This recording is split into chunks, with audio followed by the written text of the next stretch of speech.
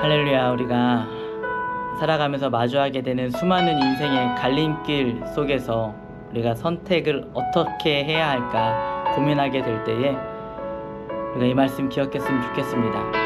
내가 곧 길이요 진리요 생명이라고 말씀하신, 나로 말미암지 않고서는 아버지께로 갈 자가 없다고 말씀하신 그 예수님을 선택하기를 우리가 결단하는 마음으로 이 찬양의 고백 함께하기 원합니다. 안개 속에서 주님을 보내 아무도 없을 것 같던 그곳에서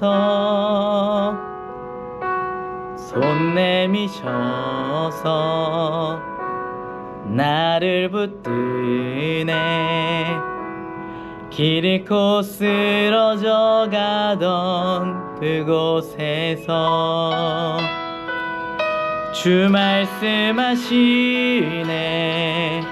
내 손 잡으라고. 내가 곧 길이요 진리 생명이니 나 그 길을 보내.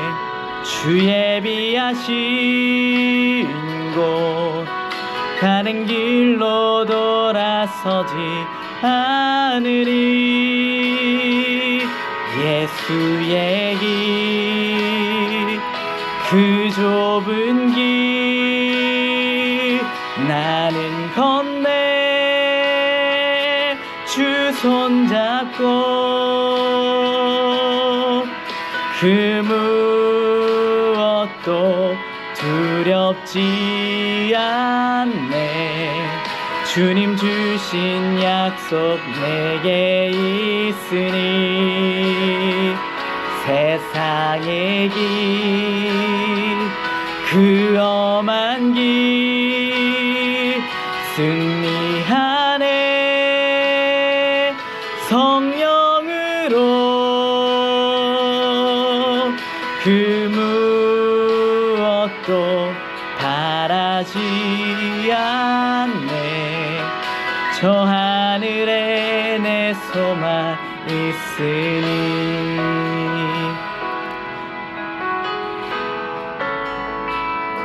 주 말씀하시네. 내 손 잡으라고. 내가 곧 길이요 진리 생명이니 나 그 길을 보내. 주 예비하신 곳 다른 길로 돌아서지 않으리. 예수의 길, 그 좁은 길 나는 건네. 주 손잡고 그 무엇도 두렵지 않네. 주님 주신 약속 내게 있으니 세상의 길, 그 험한 길 승리하네. 성령으로 그 무엇도 바라지 않네. 저 하늘에 내 소망 있으니. 예수의 길, 그 좁은 길 나는 건네. 주 손잡고 그 무엇도 두렵지 않네. 주님 주신 약속 내게 있으니 세상의 길, 그 험한 길 승리하네. 성령으로 그 무엇도 바라지 않네. 저 하늘에 내 소망 있으니, 저 하늘에 내 소망 있으니, 저 하늘에 내 소망 있으니. 우리 주님만을 바라보며 매일의 삶 가운데 승리하는 라이트 처치 되시기를 주님의 이름으로 축원드립니다. 아멘. 할렐루야. 우리 다 같이 사도신경 하심으로 신앙 고백 드리시겠습니다. 전능하사 천지를 만드신 하나님 아버지를 내가 믿사오며 그 외아들 우리 주 예수 그리스도를 믿사오니, 이는 성령으로 잉태하사 동정녀 마리아에게 나시고 본디오 빌라도에게 고난을 받으사 십자가에 못 박혀 죽으시고 장사한 지 사흘 만에 죽은 자 가운데서 다시 살아나시며 하늘에 오르사 전능하신 하나님 우편에 앉아 계시다가 거기로부터 산자와 죽은 자를 심판하러 오시리라. 성령을 믿사오며 거룩한 공교회와 성도가 서로 교통하는 것과 죄를 사하여 주시는 것과 몸이 다시 사는 것과 영원히 사는 것을 믿사옵나이다. 아멘. 네, 할렐루야. 반갑습니다. 우리가 참 기도가 많이 필요한 시대를 살아가고 있는 것 같습니다. 지금 대한민국의 국내 또 국외 모든 그 정세가 참 불안하고, 또 거기까지 갈 것도 없이 나 개인의 삶 가운데서도 정말 나의 힘과 능력으로 해결할 수 없는 일들이 매일매일 다가올 때가 너무나 많이 있습니다. 그럴 때 우리가 할 수 있는 건 기도밖에 없지 않나 생각이 듭니다. 요즘 가족들과 같이 시간이 날 때마다 초즌이라는 예수님의 복음서의 내용을 다룬 드라마를 같이 보고 있는데요. 그 드라마에 보면 예수님께서 정말 틈날 때마다 기도하시는 장면들이 등장을 합니다. 예수님이 사명의 길을 따라가면서 그 마음 가운데 있는 그 갈등, 또 제자들의 삶의 문제와 고민들에 같이 아파하시고 힘들어하실 때마다 그냥 말로써 행동으로서 하시고 넘어가는 것이 아니라 기도하시고 기도로서 위로하시고 기도로서 일하시는 것들을 바라보면서 정말 예수님도 물론 드라마지만 예수님께서도 정말 저렇게 늘 기도하심으로 나아가셨겠구나, 그 기도의 삶을 나도 배우면서 살아가야겠다, 그런 생각을 하게 되어집니다. 네, 우리가 기도를 해야 합니다. 기도를 해야 예수님이 걸어가신 그 길을 따라갈 수가 있습니다. 예수님이 걸어가신 그 길이 어떠한 길인지 기도를 해야만 우리가 알 수가 있습니다. 기도하면서 살아가는 우리가 되었으면 좋겠습니다.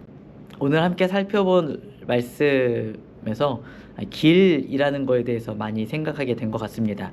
오늘 함께 살펴볼 본문은요, 창세기 33장 1절에서 34장 31절까지의 말씀이고요. 제목은 야곱인 세겜입니다. 33장은 야곱이 에서를 만나는 장면에서 시작이 되어집니다. 야곱이 지난밤 하나님과 이제 씨름 한 판을 벌이고 이제 완전 초췌해져서 완전히 기진맥진해지고 또 그의 환도뼈가 부러져서 절뚝거리면서 그렇게 에서 앞으로 다가갑니다.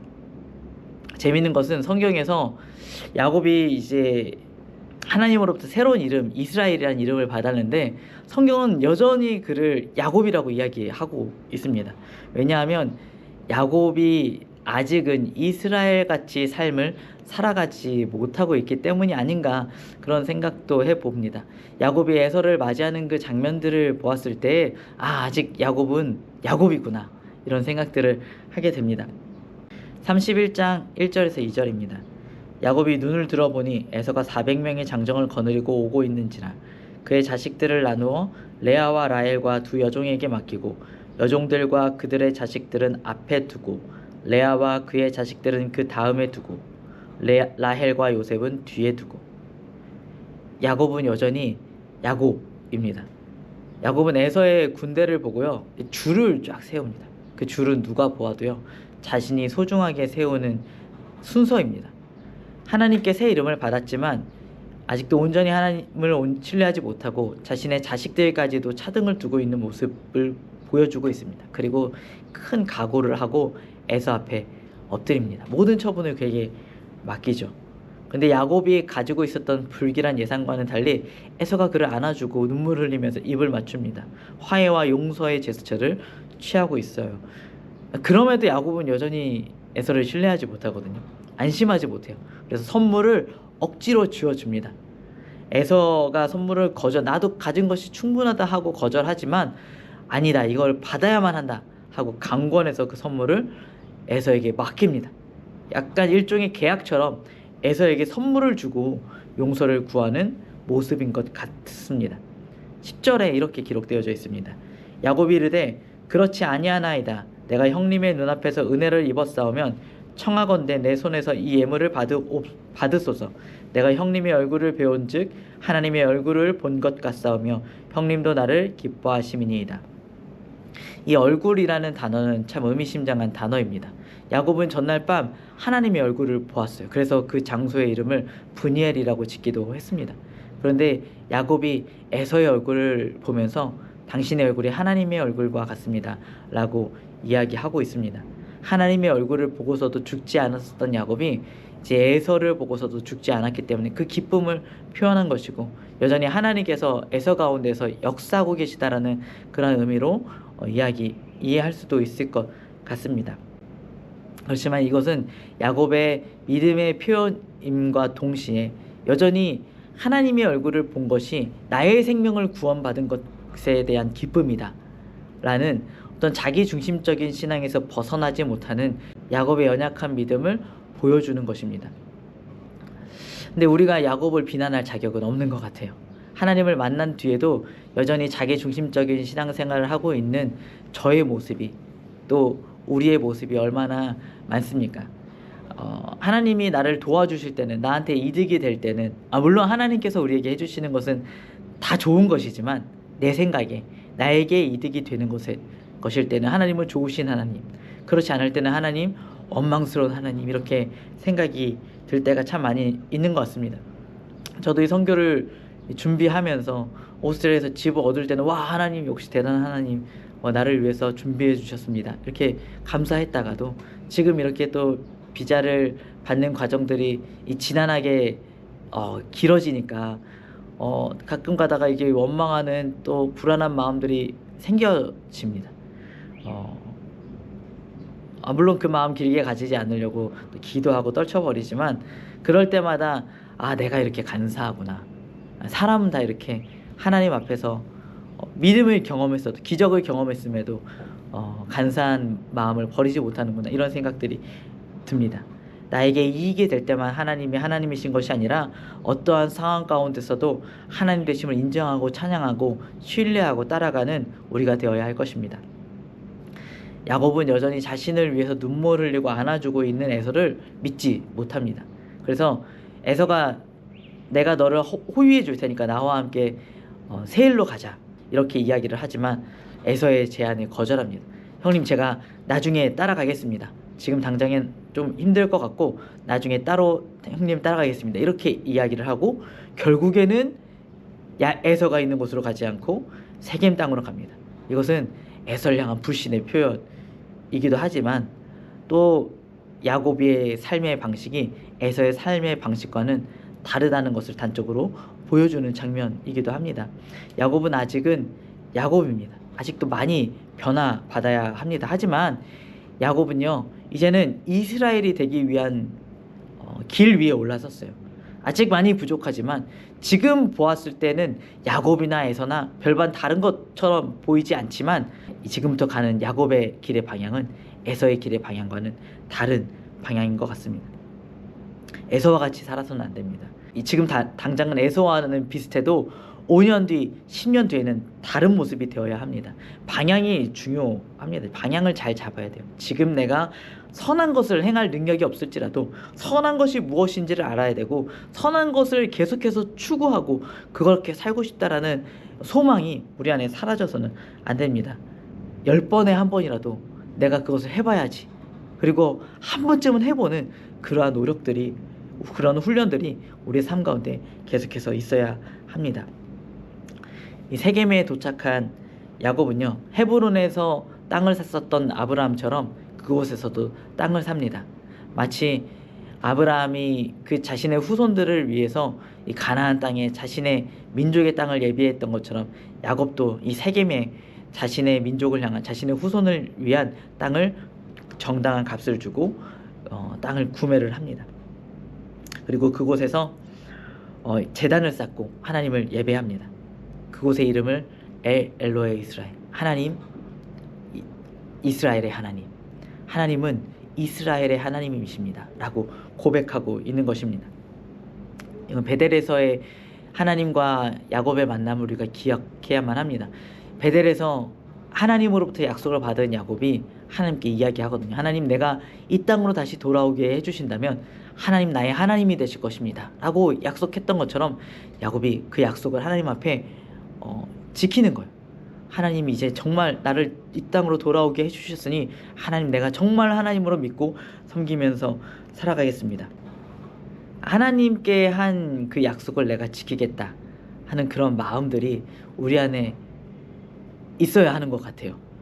예수님께서는 너희가 그 무엇으로도 맹세하지 말라고, 약속하지 말라고 말씀하셨지만, 내가 그 약속에 어떤 권위가 있고 어떤 능력이 있다라고 해서 그 약속을 하는 것이 아니라, 그러한 하나님께 내가 정말 하나님을 섬기겠습니다 이렇게 고백하는 것이 아니라, 우리는 우리의 약속이 얼마나 의미 없고 힘이 없는 것인가를 알고 있지만 그럼에도 불구하고 하나님을 사랑하고 하나님을 소망하기 때문에 그런 약속을 하는 거예요. 내가 하나님 섬기고 싶습니다. 내가 이 약속을 지키는 게 하나님께 어떠한 영향력을 발휘하는 약속이 아닐 수도 있겠지만, 그럼에도 나는 하나님을 사랑하기에, 나를 지켜주시고 보호해 주신 하나님을 사랑하기에 내 하나님 섬기겠다고, 내 평생 하나님을 따라가겠다고, 하나님의 뜻을 따라 하나님께서 합당하게 여기시는 것들을 내가 기대하면서 그것을 행하면서 살아가겠다라고 약속해 나아가는 것입니다. 살면서 그 약속을 어기게 되는 상황이 다가올 수도 있죠. 그렇지만 거기에서 넘어지고 멈추는 것이 아니라 다시 한번 하나님, 그래도 내가 다시 하나님 섬기겠습니다, 그 약속을 다시 기억하겠습니다 고백할 수 있는 그런 우리의 결단들이 매 순간마다 필요한 것 같습니다. 34장은요 야곱의 딸 다말에게 일어난 사건에 대한 이야기입니다. 예배시에서, 교회에서 공예배 시간에 이 다말 사건을 본문으로 설교하는 목사님은 아마 거의 없을 거예요. 저희처럼 이 창세기 강해가 아닌 이상 이 본문으로 설교하는 분을 저도 안 해봤고 들어본 적도 없는 것 같습니다. 그것은 이 본문의 내용이 많이 어둡기도 하지만 어렵기도 하기 때문인 것 같아요. 이 34장의 내용을 간단히 정리를 해보면요, 다말이 세겜의 여인들과 어울리기 위해서 히위 족속을 찾아갔다가 그 히위 족속의 족장인 세겜에게 성폭행을 당합니다. 세겜이 다말을 자신의 아내로 삼겠다고 마음을 먹고 야곱을 찾아가 예물을 줄 테니 다말을 나에게 달라, 이렇게 결혼을 허락해 달라고 이야기를 합니다. 세겜의 말은요 아주 정중하지만 아무런 사과도 있지 않아요. 이러한 상황에서 야곱은요 아버지로서 이해할 수 없는 반응을 보입니다. 34장 5절입니다. 야곱이 그 딸 디나를 그가 더럽혔다 함을 들었으나 자기의 아들들이 들에서 목축함으로 그들이 돌아오기까지 잠잠하였고, 야곱이요 잠잠합니다. 아버지 야곱이요 아무런 말도 하지 않고 아무런 행동도 하지 않습니다. 그런데 이 소식을 들은 아들들은요, 그 디나의 오빠들은요 다른 반응을 취해요. 막 크게 분을 냅니다. 특히 같은 어머니를 둔 오빠들 중 시므온과 레위가 가장 크게 화를 낸 것 같아요. 다나의 오빠들은요 거기에서 한 가지 제안을 합니다. 화가 나면서 제안을 하는데 그게 뭐냐면, 우리는 할례를 하지 않은 민족과는 결혼을 할 수 없다. 너네 민족이 전부 다 할례를 하면 이 결혼을 허락해주고 우리 가족이 너네 민족과 함께 교류하면서 살아가겠다 라고 이야기를 합니다. 물론 이것은 거짓말이죠. 거짓말도 유전인 것 같습니다. 야곱이 그렇게 사기치고 거짓말했던 것처럼 야곱의 아들들도 거짓말을 아주 잘하는 것 같아요. 그래서 이 세겜을 속이고 또 야곱까지도 속입니다. 나중에 이 아들들은요, 요셉을 팔아넘긴 다음에 요셉이 죽었다라고 다시 한번 야곱을 속이기도 합니다. 어쨌든 이 세겜이 자기의 족속에게로 돌아가서 사람들을 설득합니다. 야, 우리가 이제 이 할례라는 의식을 취하기만 하면 저 야곱이 우리와 함께 교류하겠다고 한다. 저 야곱이 얼마나 양떼가 많냐, 얼마나 재산이 많으냐, 저 재산이 우리의 것이 될 것이다. 그러니까 우리가 지금 할례를 하고 저들과 함께 교류하자. 사람들을 설득해서 다 할례를 시킵니다. 시므온과 레위는요, 이 할례 의식으로 인해서 거동이 불편한 히위 족속의 모든 남자들을 죽이고 그리고 재산까지도 다 약탈을 해서 돌아옵니다. 그러자 야곱이 아들들에게 화를 내죠. 이 사건으로 인해서 우리가 가나안 주민들과 불편한 관계가 되었다. 이제 어떡할 거냐? 우리는 늘 위협을 받으면서 살아가게 되었다. 이렇게 화를 냅니다. 그렇지만 이 야곱의 말이요, 아들들한테 먹히지 않아요. 야곱의 아들들은 오히려 야곱에게 화를, 우리 누이를 이렇게 대하는 것이 옳습니까? 라고 야곱에게 항의를 합니다. 그러면서 34장이 마무리돼요. 이게 대체 뭔 얘기야? 대체 뭔 얘기야? 저도 참 어려워가지고 여러 책들을 읽어봤는데요, 책을 읽고 나서 더 복잡해졌어요. 읽는 책들마다 다 다르게 이야기하는 거예요. 해석이 다 다른 거예요. 그래서 이거 어떻게 해야 되지? 그런데 좀 공부를 하면서 이 이야기를 어떻게 풀어가야 될까 하는 힌트를 얻은 것이 있습니다. 첫 번째는 이 사건의 피해자인 다말은요, 처음 등장 이후로 이름이 등장하지 않습니다. 다말의 이름이 사라져버려요. 그러니까 이 모든 사건은요, 다말에 대한 이야기가 아니었어요. 다말을 어떻게 위로해줘야 된다, 다말을 어떻게 회복시켜줘야 된다, 이러한 이야기가 아니었어요. 이 이야기는요, 어떤 이 성적인 사건으로 인해서 대변되어지는 부끄러움, 수치, 명예, 이것에 대한 이야기였어요. 더러운 일이 발생했어요. 부끄러운 일이 발생을 했습니다. 그리고 이 부끄러운 일, 내가 받은 이 손해, 이것에 반응하는 세 가지 부류의 사람들이 이 본문에서 등장을 합니다. 첫 번째 부류는요, 세겜 사람들이에요. 세겜과 그 히위 족속들. 이들은요, 이게 더러운 일이라는 것을 모릅니다. 더러운 일을 더러움으로 인식하지 못합니다. 세겜이요, 야곱에게 사과하지 않은 건요, 그거 뻔뻔한 게 아니고 이게 사과할 일이 아닌 거예요. 그에게는 그들 가운데서는 이러한 일이 빈번하게 발생을 했고, 이러한 일이 발생했을 때 충분한 보상을 지불함으로써 이 사건이 자연스럽게 해결되어져 가는 그러한 일이었던 거예요. 그러니까 사과하지 않았죠. 오히려 이 사건이 큰 부자인 야곱이 자신의 족속과 함께 할 수 있는 계기가 되었다 하면서 오히려 기뻐하고 즐거워하는 장면만이 등장을 합니다. 그러나 이 두 번째 부류인 야곱의 아들들은 달랐습니다. 야곱의 아들들은 더러움이 더러움이라고 생각을 했어요. 더러움을 반드시 해결할 것이라고 생각을 했습니다. 그들이 생각하는 이 해결의 방법은 무엇이냐면, 자신을 더럽게, 자신을 부끄럽게 만든 이 세겜과 그의 족속들을 죽이는 거예요. 보복하는 거예요. 심지어 하나님의 백성이 되는 그 약속의 표징인 할례를 그들의 속임수로 사용을 해서 히위 족속들을 죽입니다. 그들이 이 모든 일들을 행할 때 다나는 어떻게 회복시켜줘야 되지? 그것에 대한 아무런 상의도, 어떠한 이야기도 나누지 않습니다. 우리가 수치를 입었다, 우리 가족이 수치를 입었다, 이것을 해결하는 방법은 우리에게 수치를 준 저들에게 막대한 피해를 주는 거야 라고 생각을 합니다. 그들은 자신의 명예만이 중요하고 큰 폭력으로 그 누구도 우리를 부끄럽게 할 수 없어 라고 이야기하고 있는 것입니다. 31절에 그들이 이렇게 이야기를 하죠. 그들이 이르되 그가 우리 누이를 창녀같이 대우함이 옳으니이까. 사실 여기서 이 누이를 빼야 돼요. 그들은 우리를 함부로 대하는 것이, 그들이 우리를 함부로 대하는 것이 옳습니까? 그렇게 해서는 안 됩니다. 누구도 나를 함부로 대할 수는 없습니다. 나는 그런 사람이 아닙니다. 라고 이야기하는 것입니다. 세 번째 부류는 야곱입니다. 야곱은요, 부끄러움이 무엇인지 분명히 알고 있었어요. 그렇지만 그는 아무것도 하지 않습니다. 왜냐하면 지금 이 세겜과 이 히위 족속과 대적하는 것이 얼마나 위험한 일인지 알고 있었기 때문이에요. 그래서 자신의 안위 때문에 이 부끄러움을 참고 그 상황과 타협을 합니다. 야곱 같은 선택을 하는 거죠. 야곱 같다, 이 말은 참 나 같다, 저의 고백이기도 합니다. 이 34장에는요 그래서 정답이 없어요. 정답이 없는 것이 정답입니다.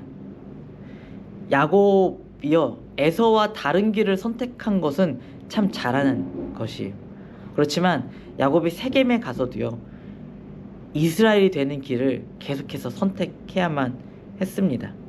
에서의 길과 야곱의 길이요, 정반대에 있는 것처럼 세겜 사람들의 길과 야곱 사람들의 길도 달라야 합니다.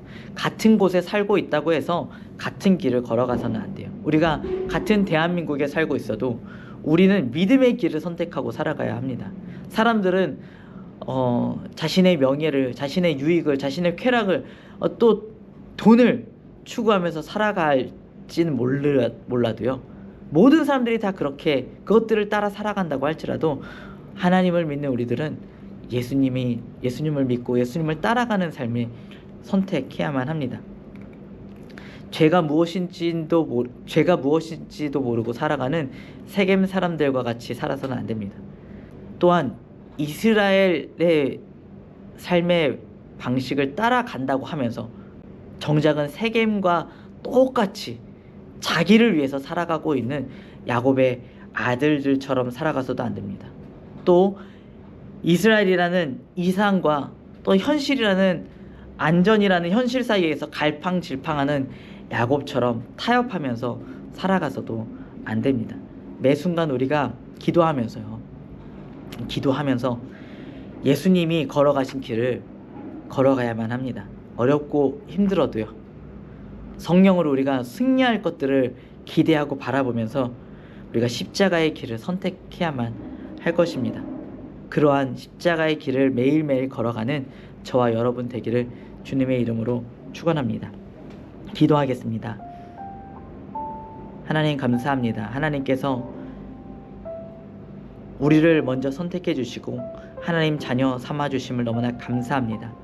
하나님, 우리가 그 은혜에 너무나 감사하여서 날마다 하나님을 예배하겠다고, 하나님을 따라가겠다고, 하나님을 선택한다고 그렇게 고백하고 그렇게 하나님 앞에 약속하며 나아갑니다.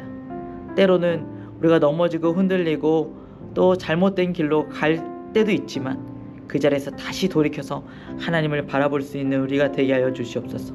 나 중심적인 삶의 모습들을 내려놓고 하나님의 나라와 의를 먼저 구할 수 있는 제가 되게 하여 주시옵소서. 우리가 살아가는 세상이 참 어렵습니다. 옳고 그름이 점점 구별하기 어려워지고 있습니다. 하나님, 그러한 세상을 살아가고 있지만 하나님께서 우리의 마음 가운데 찾아와 주시고 예수 그리스도라는 분명한 기준을 우리 안에 세워주셔서 주님을 따라가는 예수의 길을 살아가는 우리 모두가 되게 하여 주시옵소서. 세상과 예수님 사이에서 우리가 담대하게 결단하고 주님을 선택하며 살아갈 수 있는 우리가 되게 하여 주시옵소서. 감사드리며 예수님의 이름으로 기도드렸습니다. 아멘. 오늘의 기도 제목입니다. 내 안에 자기 중심적인 신앙의 모습을 돌이키고 하나님의 나라와 의를 구하는 믿음을 달라고 기도합시다.